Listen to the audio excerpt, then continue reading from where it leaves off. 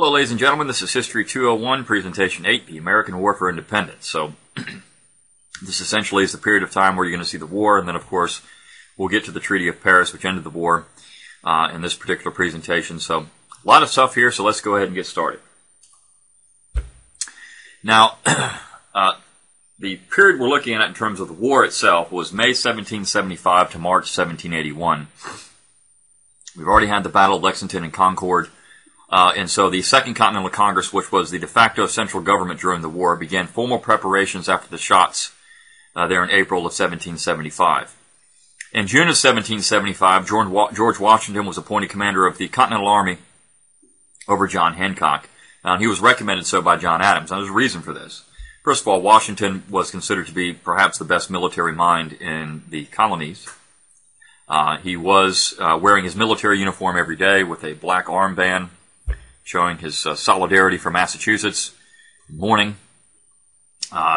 He was a Virginian, though, and John Adams understood that, number one, everyone respected Washington's character, but number two, this needed to be a continental war, not just a war in Massachusetts. It wasn't certain that the rest of the colonies would support the actions of Massachusetts, and so by appointing Washington, you brought in a Southerner, and that gave it more broad support.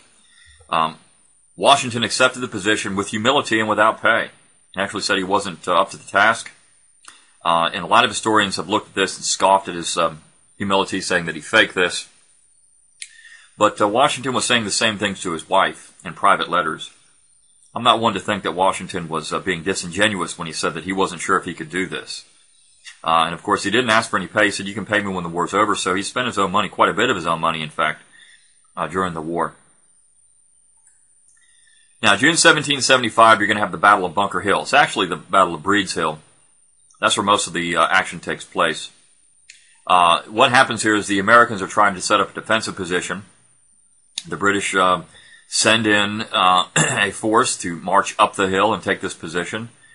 And eventually they do so, but only after the Americans run out of ammunition. So it becomes a hand-to-hand fight, and the British, being better soldiers at the time, and this is militia, will eventually dislodge the Americans and push them back to Bunker Hill behind Breed's Hill. But this is still a Pyrrhic British victory, meaning that it's a victory at great cost. There are 1,000 British casualties, 400 American casualties. What the Americans figure out here is that the British are willing to fight for this. It wasn't necessarily certain that the British were going to fight very, very hard against American independence. I mean, what do they have to gain out of it? Just some colonies. Americans are trying to gain their independence, and of course their homes, their families are being protected, their livelihoods. Now, of course, independence wasn't on the docket yet, but people are already starting to think in those terms. Now, one of the most famous heroes of this particular battle is a man named Joseph Warren. He was a doctor, and as he's engaged in the fighting, he tells his men, these are his last words, these fellows say we won't fight. By heaven, I hope I shall die up to my knees in blood. Very shortly after that, he was killed. His body was stabbed several times, mutilated, stripped naked, and then dumped in the ditch. And this is what the British thought of American patriots. Now, in July of 1775, John Dickinson is going to offer something called the Olive Branch Petition. This is one last attempt, a direct appeal to King George III to stop the bloodshed. And this is because, again, they believed that they were his subjects in his domain, and that only King George III could arrest the hands of Parliament. Well, at the same time, this Olive Branch Petition reached George III. Another letter reached George III from John Adams saying this is all hogwash. Nobody really believes this stuff. Dickinson is just saying something. We're allowing him to do this, but we really believe that this can't be stopped. And so this letter was intercepted, by the way. It wasn't sent directly to the king, but so now King George III has the official Olive Branch Petition, but also John Adams' letter. And he reads Adams' letter and says, well, I don't believe this. He believes that the colonists are being disingenuous in this Olive Branch Petition, so he rejects the cessation to hostilities. In December of 1775, you have the Battle of Quebec. Americans were attempting to persuade Canada to join the cause. In fact, they sent a secret delegation there, led by Charles Carroll of Carrollton, a Catholic. And the idea was to persuade the French Canadians to side with the United States, the Catholic French Canadians, because this would be more in their interest. But it doesn't work out that way. Canada rejects the idea, and Benedict, Arnold, and Richard Montgomery are slaughtered. Their men are slaughtered in the Battle of Quebec. It's a decisive British victory, and by the spring, the American army is limping back into the north. Now, January 1776 rolls around, and there's a lot of discussion about what's going to happen. We've had a couple of losses now, Quebec, Bunker Hill, and things aren't looking very good. So Thomas Paine, the Bohemian writer, a man who dedicated everything to the cause, I mean, really he did. He gave all the money that he ever would have made on common sense, essentially, to the cause, writes the pamphlet Common Sense, which illustrated the need for independence. It turned out to be the best-selling work of the 18th century. And again, Paine made no money on this thing, really. He sold, printing 500,000 copies, which is a tremendous amount, particularly in the 18th century when there weren't as many people around. This rallied many Americans to support the cause of independence, and if you took a poll at the time, you might have seen about one-third for independence, one-third against independence, maybe one-third in the middle. So the idea was to persuade these people in the middle to support independence, because they needed the population behind them. You can't have it if the population is against it. This is a very important treatise, and eventually Paine will join the army, and he'll slog through the mud just like everybody else. He joins as a private, and eventually works his way up because of his name, his reputation. He gets involved with some of the highest levels of command, and we'll talk about Paine again. Now, what kind of advantages did the Americans have in this war? They didn't have many. They had a knowledge of the land. The war's fought here. They had George Washington, and Washington understood how to win the war, or at least in theory. He had to keep an army in the field. This was going to be a Fabian strategy. You're going to wear down the opponent by keeping your army in the field. They had good, dedicated soldiers, particularly later in the war, but these men were willing to march through knee-deep snow without any shoes on. That's a very dedicated soldier. And eventually in the South in particular, they're going to engage in uncivilized warfare, meaning that they're not going to go out and stand toe-to-toe in linear formation against the British and slug it out volley after volley. They're going to hide behind rocks and trees, attack when they can win. This is the strategy in the South in particular, where the war is ultimately won. Now, what did the British have as advantages? Well, they had a rich war chest. They have a lot of money. They have a superior army and navy. They've got a regular army and a great navy. And to mitigate the advantages that the United States will have, they have American loyalists, the Tories, who are going to help the British. So that takes care of knowledge of the land, that type of advantage. These Tories really work in favor of the British oftentimes. Well, between February and June of 1776, several important things happen. In South Carolina, you have the Battle of Morris Creek Bridge, which you have Tories checked by a Patriot force. And this kind of opens up the state of South Carolina to the Patriot cause. And then you have the Battle of Sullivan's Island, where the United States, or the South Carolinians, I should say, the South Carolinian forces will repulse the British Navy with their Palmetto fort. That's an interesting story. The British general who came to the area, a man named Lee, or the American general, I should say, a man named Lee, who actually was right off the boat, basically. Charles Lee, got to South Carolina, looked at the fort the South Carolinians had constructed. It was made of palmetto logs, which is a soft wood, and he said this fort is going to be a disaster. The British are going to blow it to pieces. Well, what happened as the British fired their cannons into the fort, the cannonballs were absorbed. They absorbed the shock, and this prevented the fort from being destroyed, and so the Americans were able to return fire. The South Carolinians returned fire very effectively. In fact, the entire British fleet was destroyed. So this was a major victory. It's why South Carolina today is called the Palmetto State. And it forced the British out of the South for 2 years. So it's a very important event in American history. It's also in 1776, in March of 1776, that the British will evacuate Boston. So Washington gets to Boston in March of 76. He surrounds Boston, and the British are forced to retreat. So three very important victories here in the North and the South in 76 lead Americans to believe that independence should take place, and the time is now. So in June of 1776, Richard Henry Lee of Virginia presents a resolution for independence to the Continental Congress. He then goes home to work on Virginia independence, which was seen as much more important than the independence of all the colonies together. There was a committee of 5 formed to draft a formal Declaration of Independence. This included Thomas Jefferson, who was the primary author, John Adams, Benjamin Franklin, Roger Sherman, and Robert Livingston. They drafted this thing up, and on July 2nd, 1776, the Declaration was approved. On July 4th, a copy was printed and signed by John Hancock, the President of the Congress. The final document was not signed until August of 1776, and this outlined the clauses which forced a separation or secession from Great Britain. Now, I highly recommend you go out and read this. It's one of the most important documents in American history. It has some American principles in it, principles of government and their belief in what government should be, essentially, in their mind, at least in Jefferson's mind. He actually said he was expressing the American mind at the time. Now, it's not a legal document. You can't hold it up in court of law to say that my rights are protected by the Declaration or anything like that. But it did outline why it was a propaganda piece also, why the British North American colonies were breaking away from the British Empire, seceding from the British Empire. It was read before Washington's men on July 9, 1776. So, in the late summer and fall of 76, the British General William Hale would move the war to New York to confront Washington directly. He has in his employ thousands of Hessian mercenaries. These are Germans, professional soldiers. This really was the best chance for British success during the war. They had a good chance to win here. They just spoiled it.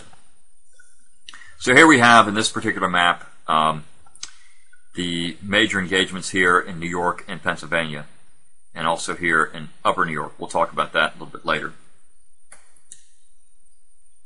Well, August 1776 saw the largest single engagement of the war, the Battle of Long Island. It was a major British victory. There were 1,700 American casualties and 400 British casualties. Israel Putnam had to retreat, and he was forever scarred. His reputation was forever scarred by this activity.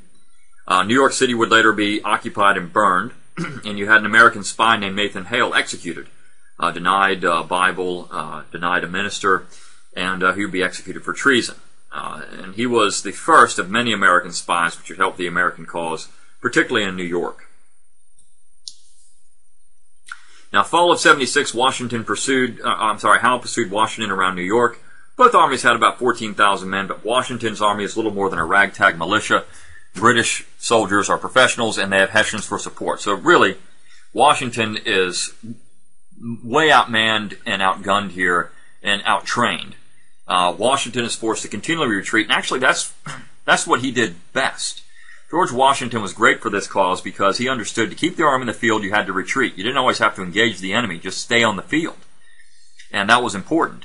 Also making matters worse for Washington is Charles Lee, who's now back around Washington. He got out of South Carolina, he's with Washington, and he refuses to come to Washington's aid. He's trying to actually put himself in a position where Washington would be removed from command and Charles Lee would take over. Eventually, Charles Lee will be captured, which is good ultimately for the army. But victory seems impossible at this point. Washington understands he has to keep the army in the field. He's also developing a secret spy ring called the Culper Ring, and these 6 spies who will give him information throughout the war. Very important group of people in and around New York, and this group has become much more popular recently. There's going to be an AMC television show about it. The Turn is what it's called, but this group of people, there's actually a woman involved in this too, who nobody knows who she actually was, were so instrumental in giving Washington information and letting Washington know what the British were doing around New York. But things look bleak. And so, in December 1776, Tom Paine, who had been, again, traveling with the army, slugging it out with them in the mud, the mire, and the filth, he had become, not an officer, but he had taken over kind of a secretarial position. And so, he went back to Philadelphia in December of 1776 and wrote something known as the American Crisis. Now, when Paine got to Pennsylvania, people were really scared. When he got to Philadelphia, people were sending their families away from the city because they thought the city was going to be sacked. They were hiding all their possessions. People were genuinely scared that they were going to lose. And so Paine writes the American Crisis, and this is the most famous part of the particular pamphlet. These are the times that try men's souls. The summer soldier and the sunshine patriot will, in this crisis, shrink from the service of his country. Tyranny like hell is not easily conquered, yet we have this consolation with us, that the harder the conflict, the more glorious the triumph. What we obtain too cheap, we esteem too lightly. Britain, with an army to enforce her tyranny, has declared that she has a right not only to tax, but to bind us in all cases whatsoever.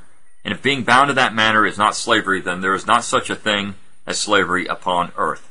Even the expression is impious, for so unlimited a power can belong only to God. So this pamphlet, apparently, it depends on who you ask, but it was read before Washington's men shortly after it was printed.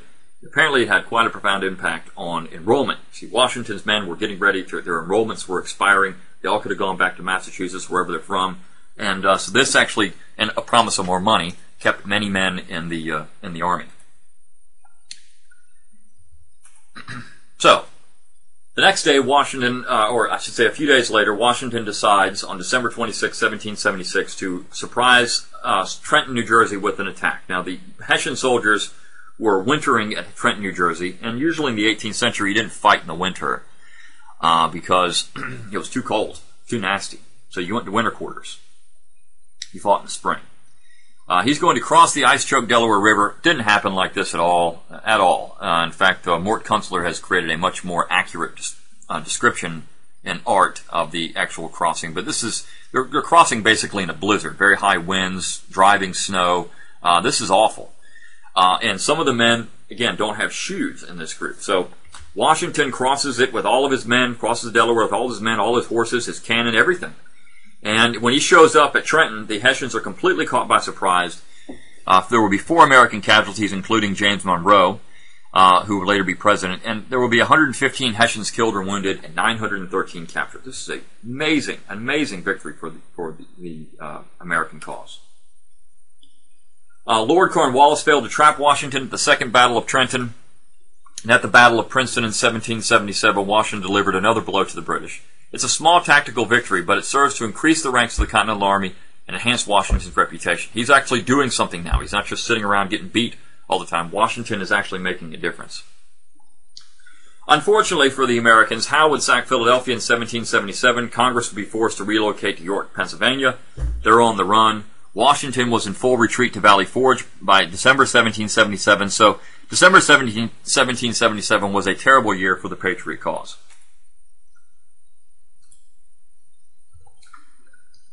Now, as part of the plan to isolate Washington in New York and Pennsylvania, the British devised a northern front that would allow General John Burgoyne to push south and punish the American army and then eventually surround Washington. He was relying not only on his own professional soldiers, but also the Mohawks, led by Joseph Brant, who were killing American colonists in the frontier. Also the number of Tories who were fighting out there as well, who were doing a very good job against Patriot leaders on the frontier. Unfortunately for Burgoyne, in 1777 you have the Battle of Saratoga. The Americans are commanded by Horatio Gates and Benedict Arnold. Burgoyne foolishly pushed toward Albany, New York. He didn't have much supply. His army was deteriorating, and you had a lot more Americans in the area. And he's going to be thoroughly trounced at the Battle of Saratoga, which is up here. So this is a major American victory. Burgoyne surrenders 6,000 men, and essentially now the United States has knocked out the northern half of the British Army.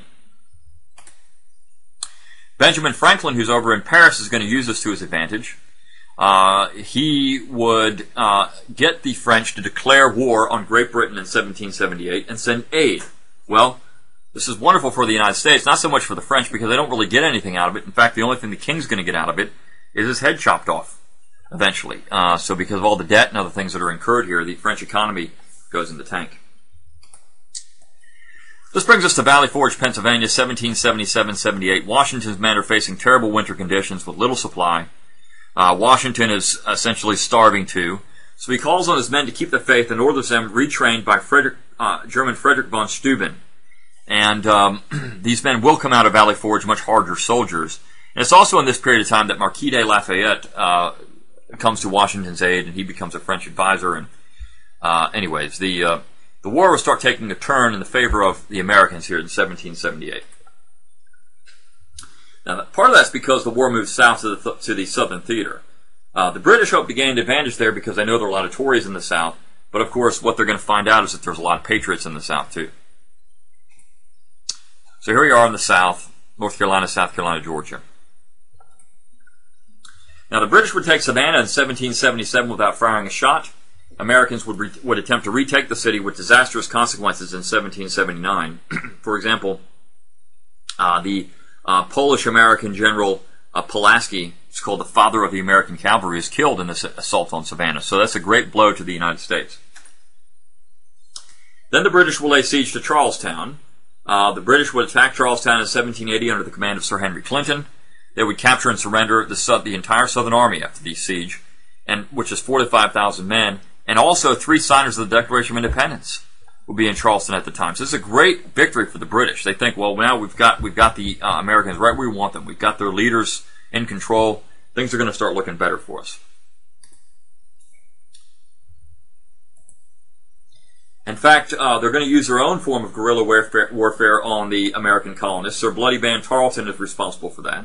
He's going to terrorize the South, inflicting severe punishment for those who support independence. Eventually, he will be executed in 1781 by Colonel Isaac Hayne, who we'll talk about the Hayne family later. Okay, so who was Tarleton facing? Well, it was people like John Rutledge. John Rutledge was leading the government from the saddle, essentially in North Carolina. But then, in terms of military conflicts, it was people like Francis Marion, the Swamp Fox, or people like Andrew Pickens, or Thomas Sumter, the Fighting Gamecock. These are the people that were organizing the military action against the British here in South Carolina, and it works. British supply and communication are extremely disrupted by this particular activity. And there are going to be some American successes, particularly in 1781. You have a victory at Kings Mountain for the United States, a victory at Cowpen, South Carolina. So Cornwallis, who now commands British forces in the South, is forced to remove to Virginia. He's got to go back to Virginia. That's where he thinks he has his best shot of winning. Unfortunately, that doesn't work out for him that way. In September of 1781, Cornwallis was surrounded at Yorktown by the French-American army, and then the French Navy had arrived just in time to pin the British Navy back and use it as a floating artillery, so to speak, at Yorktown. Cornwallis will be attacked by a combined Franco-American force, and will eventually surrender 8,000 men. Now, what happened here? Well, 2 years later or so, the Treaty of Paris will be signed. The United States will become independent. Each state recognized as independent by the British, separately. Boundaries will be established between Canada and the United States. The United States Congress agreed to restore loyalist property and rights, which did not happen. And the British also agreed to withdraw from the American frontier, which did not happen.